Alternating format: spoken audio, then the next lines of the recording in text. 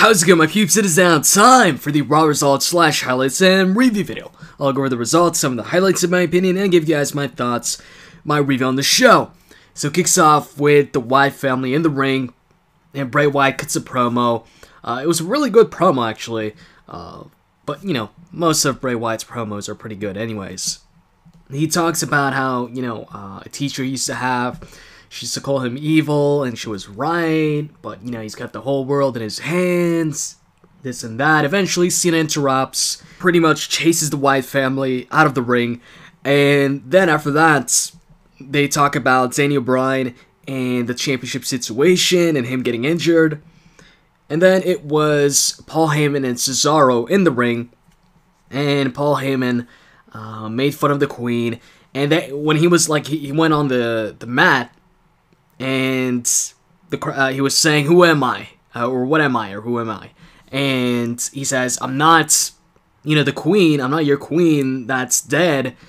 He says, "I'm the Undertaker at WrestleMania 30, except I can actually sit up." And then he goes on to talk about, or mention that, hey, his client, Brock Lesnar, and before he could say Brock Lesnar, or what he was going to say, the crowd also says Brock Lesnar, because they know what he's about to say. He says, you know, Brock Lesnar conquered the streak, and then he talks about how Cesaro is also going to conquer the United States champion, Sheamus. So it's Cesaro versus Sheamus in a non-title match. They have a pretty back and forth match until the end, where Sheamus gets the advantage, starts building up momentum. But then Paul Heyman decides to get on the apron and distract Sheamus. So Sheamus turns around, you know, he has his attention on Heyman, who's like, you know, all mad, and Heyman takes off his suit. And once Sheamus approaches Heyman, Heyman just quickly gets off the apron, and then Cesaro gets up and he grabs Sheamus, hits a German suplex on Sheamus, bridges it into a pin. 1, 2, 3, Cesaro wins the non-title match. After the match, Sheamus, he extends his hand. In the beginning, I thought Sheamus maybe was going to bro kick, because he had that look. Because after the match was over, Paul Heyman got in the ring, and he was congratulating Cesaro. I thought Sheamus was maybe going to bro kick Paul Heyman or Cesaro. Probably Paul Heyman, but instead, actually, he just extended his hand for Cesaro to shake it. But Cesaro, he pretends he's about to shake it, but he doesn't actually shake it. And then he gets out of the ring, his music hits, and that was it for that. And then following that, it was a Beat the Clock match, a Beat the Clock challenge, Big E versus Ryback. And it was the first of a few Beat the Clock matches on tonight's Raw to determine a #1 contender for Barrett's Intercontinental Championship for a match at Payback. So Big E actually ends up winning the match in 5 minutes and 2 seconds after hitting the big ending on Ryback. So then after that, R-Truth comes out with Naomi and Cameron for a matchup against a mixed tag team match, I'm assuming, against Fandango. And because Fandango came out with Layla, so then I was thinking maybe it was going to be Fandango and Layla versus R-Truth and, you know, one of the funkadactyls. But then also, once Fandango and Layla are in the ring, they kiss, and then Summer Rae's music hits. She comes out, she gets in the ring, she's marching down the ramp, gets in the ring, and then she also kisses Fandango. And Layla and Summer Rae start fighting, and then Fandango just pulls Layla out of the ring and, you know, just leaves the ring with Layla while Summer Rae stays in the ring, and the match really never takes place. And then after that, we get Daniel Bryan's music hitting to get the status of the WWE World Heavyweight Championship, but instead of Daniel Bryan coming out, it's Stephanie McMahon coming out doing the yes chants, and she talks about how he's, he's injured, and, you know, the right thing to do would be to surrender the championship or strip him of the championship and hand the championship to the Demon Kane. Or then she says, what about, you know, Bad News Barrett? Actually, before saying she would take the championship away and hand it to somebody else, or entertaining that possibility, she said, you know, I'm afraid I've got, and then she said, oh, I think I know somebody that can say it better, and then she showed a couple videos of Bad News Barrett saying, I'm afraid I've got some bad news. And that's when she said, you know, what about, you know, handing the championship to Kane, or Bad News Barrett got a big pop, and what about Batista? Batista got booed. And then she said, you know, the person that deserves it the most would be, you know, the COO, Triple H. And then she says, but you know what, I'm not going to strip Daniel Bryan of the championship. Instead, next week, she wants Daniel Bryan to show up on Raw and do the right thing, and that is personally surrender the championship. And then her music hits, and she leaves. Following that, 3MB came out as the Union Jacks again, and then Lana's music hits. She comes out and brings out Rusev, and right off the bat, before Rusev even gets in the ring, Heath Slater jumps from inside the ring to the outside on Rusev, but Rusev catches him and just scoop slams him on the floor. And then Jinder Mahal, Drew McIntyre, they also go after Rusev. Rusev easily takes him out. He throws Jinder Mahal onto the steel steps. He puts Heath Slater back in the ring, goes in the ring. Referee asks Heath Slater if he wants to continue or start the match. Heath Slater says yes, so they start the match.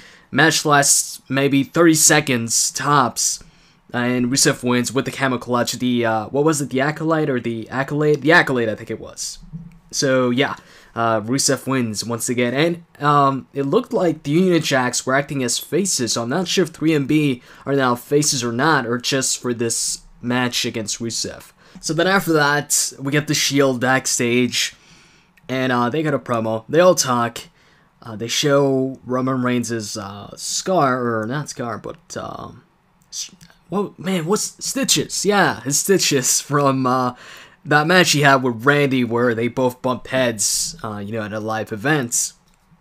And it's not just the stitches, you know, he's got the stitches and also around his eye, it's like all swollen, you know, it's, you can definitely see the damage. So, anyways, they show that Reigns tells Evolution, is that all you got? Dean Ambrose talks about how, you know, his Evolution's scared, you know, last week, they bring out all these superstars against us, and he says, you know, he hopes Evolution isn't scared, because at Payback, they want to fight an Evolution that wants to fight, not an Evolution that's afraid of the Shield. Seth Rollins talks about his match with Batista a couple weeks back, since tonight he's also facing Batista. He says his match with Batista on SmackDown, actually, it wasn't a couple weeks back, I think it was last week, I don't know, on SmackDown, where basically he lost by a count out because he jumped from the top turnbuckle and Batista just sidesweeped him or just got out of the way, and Seth Rollins hit the announcer's table, and then Batista got in the ring, won by count out. Seth Rollins says he took a risk, one too many risks, he made a mistake, and he says tonight he's not going to make any mistakes. So then after that, it was time for the second Beat the Clock match. It was Rob Van Dam versus Alberto Del Rio, and Rob Van Dam actually beat the time when Del Rio was going for the super kick, and Rob Van Dam gets out of the way or dodges it, and then quickly rolls up Del Rio, 3 counts, and RVD wins. He wins actually with 47 seconds to spare, thus getting a time of 4 minutes and 15 seconds. And then backstage, Renee Young interviews Cena about what happened, and Cena brings out the Usos. Basically, they're going to be at ringside. They're going to be backing Cena up against the Wyatt family, so the odds are even. And towards the end of the interview, John Cena calls the Usos, you know, they're the tag team champions, and then he starts pounding his chest a bunch of times, is the heart of a champion, and then he keeps pounding on his chest, and the Usos do the same, and then the Usos say, you know, when we say Us, you say oh, and then Cena says it, and then they keep pounding, you know, on their chest, and that's it. And then after that, we see Evolution backstage, talking about the Shield and how they're going to take out the Shield and how it starts tonight when Batista faces off against Rollins. Pretty much Triple H tells Batista, you know, take out Seth Rollins tonight so he doesn't make it to Payback. And then Batista says, you know, he's going to do that and he's going to do it on his own, and then he leaves. And then it was time for the actual match. Seth Rollins comes out first, and then Triple H music hits instead of Evolution's music. And he announces that he's the special guest, or actually Justin Roberts announces that Triple H is the special guest ring announcer for this match. And Triple H also introduces Randy as the special guest timekeeper, so Randy's music hits, he also comes out. And then Triple H introduces Batista. Batista comes out to Evolution's music. And then, once Batista's in the ring, Seth Rollins gets out of the ring, grabs a microphone, and says, well, hey, you know, I've got some special guests of my own.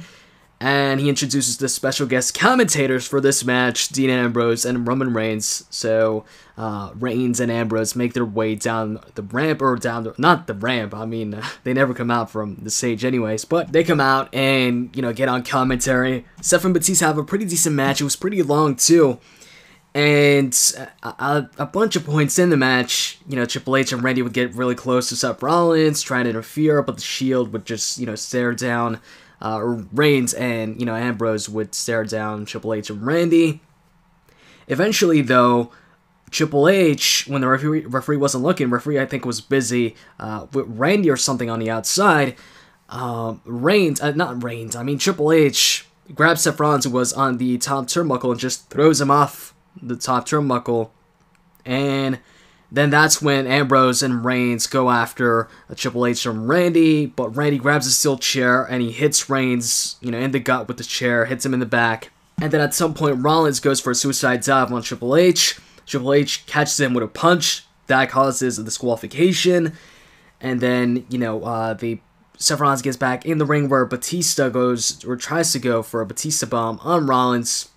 But Ambrose gets in the ring. Batista takes him out, I believe. And then when he turns around, Reigns hits him with a spear. And then they try to go for the triple powerbomb on Batista. But Triple H gets on the apron. They take out Triple H. And then Randy rolls or grabs Batista and takes him out of the ring. After that, it was Paige versus Alicia Fox. Paige got a pretty good pop when her music hit. And right from the get-go when the match starts, Alicia Fox hits a running big boot. She was pretty vicious in the match, using just I'm trying to say the word here, unorthodox offense. Just grabbing Paige, throwing her around, just doing some random moves. But it was mostly dominated by Alicia Fox in the match.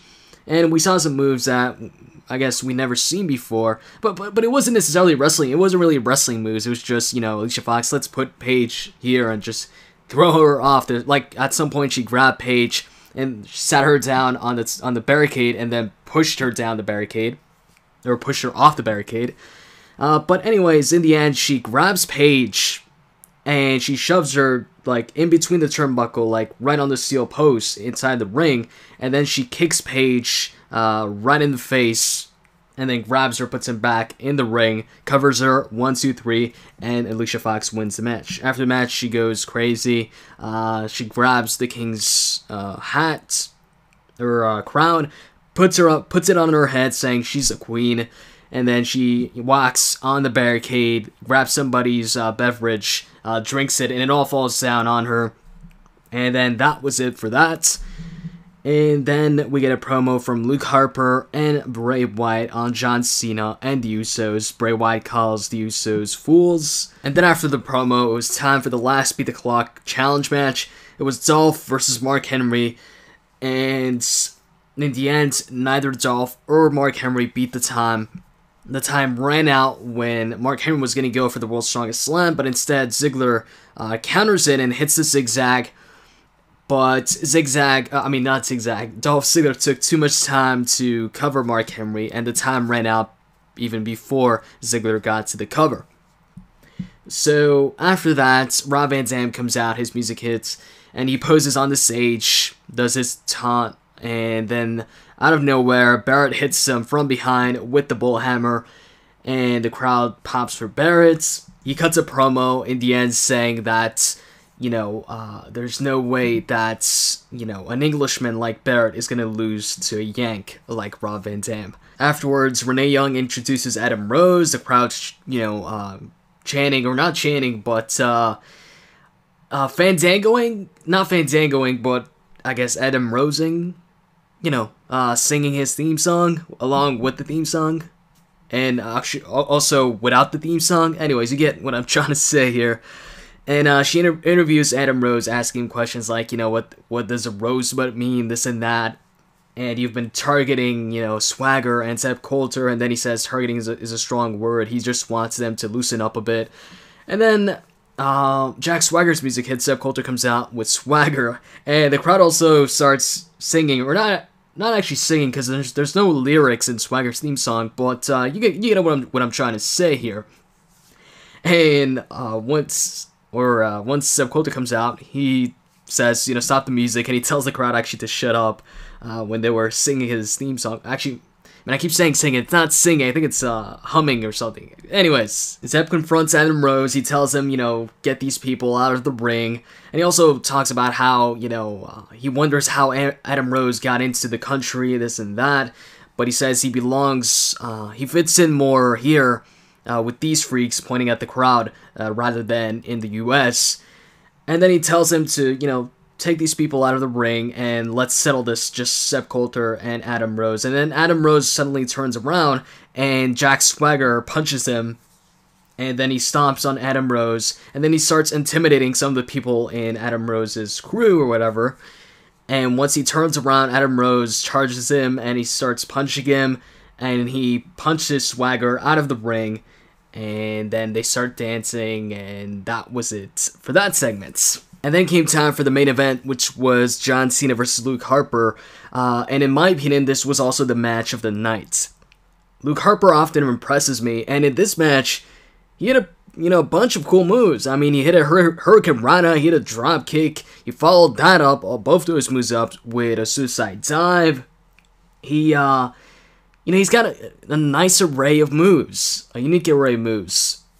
He's got a good moveset, and he dominated a lot of the match. He also countered the Five Knuckle Shuffle. He countered John Cena's attempt for an attitude adjustment.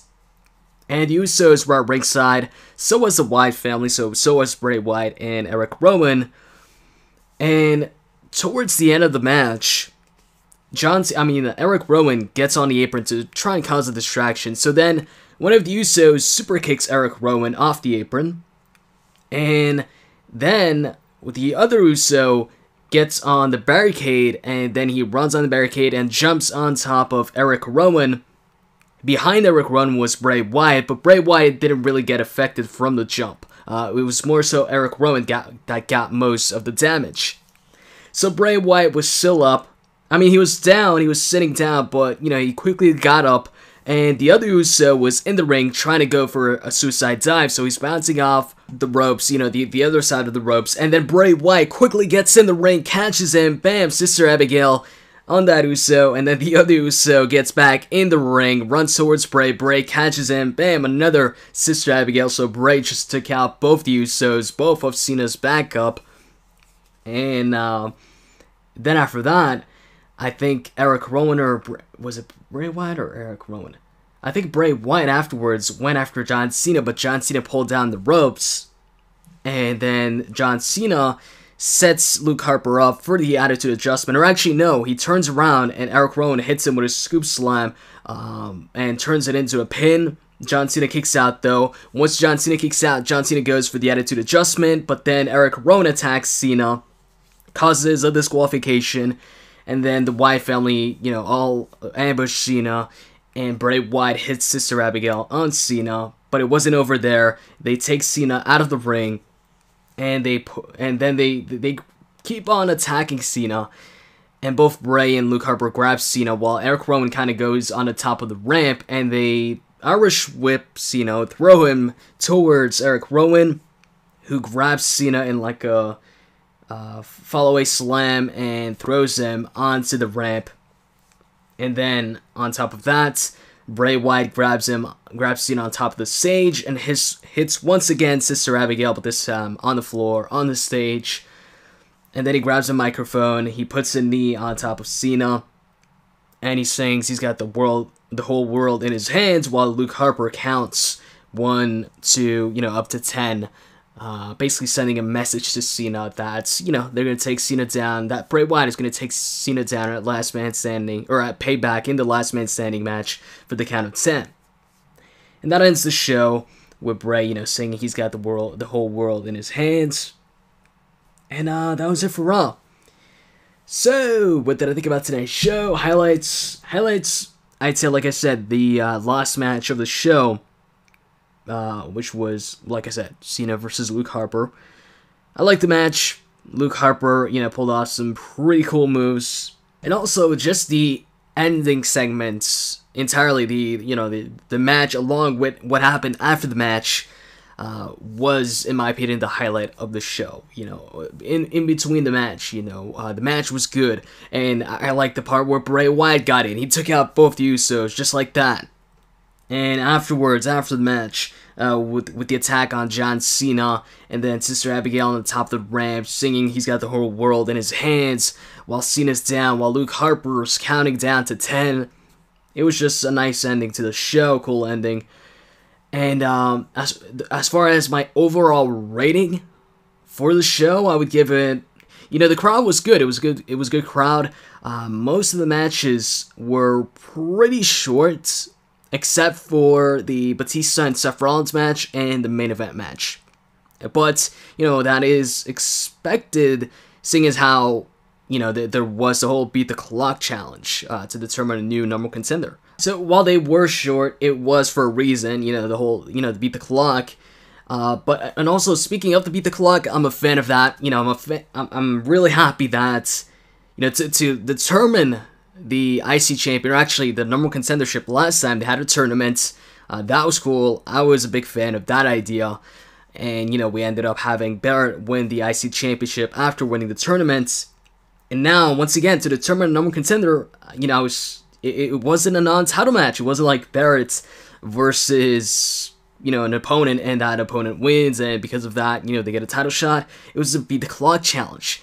When's the last time we had a Beat the Clock challenge for the Intercontinental Championship? I can't remember. I don't even know if that's happened before. So that's pretty cool. I was really happy to see that there was, you know, there was a Beat the Clock challenge for the Intercontinental, the IC Championship. Because usually when we see the Beat the Clock challenge, it's for the main championship, the, you know, the WWE Championship, or in this case right now, the WWE World Heavyweight Championship. So that was cool. Anyways, my overall rating for the show, I give it a 7.5 on 10.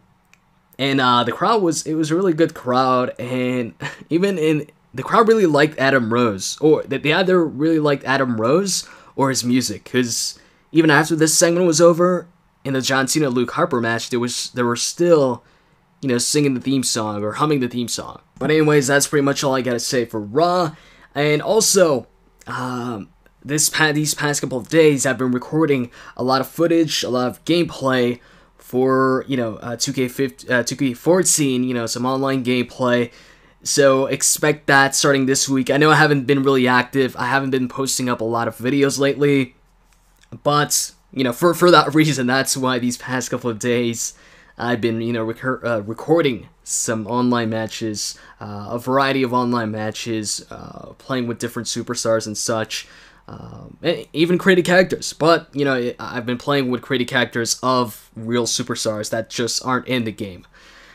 So, yeah, that's it, and I hope you guys enjoyed this video. Stay tuned for some online gameplay videos this week and the upcoming weeks. If you guys enjoyed this video, as always, you can click that like button down below. I'd really appreciate it, and with that said, I'm out, guys. See ya.